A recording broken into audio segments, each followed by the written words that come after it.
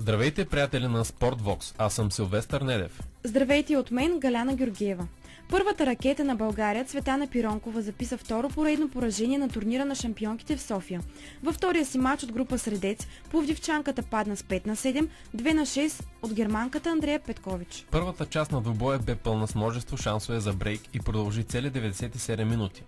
Цвети на два пъти изоставаше с пробив, но успяваше да стигне до равенство. В 11-я гейм Петкович направи решителен трети брейк и след това затвори сета при свой сервис. Във втората част германката нямаше никакви затруднения.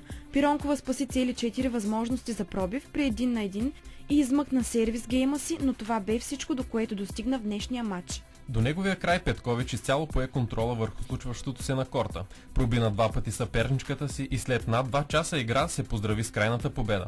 По този начин първата ни ракета инкасира второ поражение в групата и остава на последното място, докато Петкович е трета с победа и загуба. Актуална информация за всички предстоящи спортни събития и коментари следете на страницата ни sportvox.net.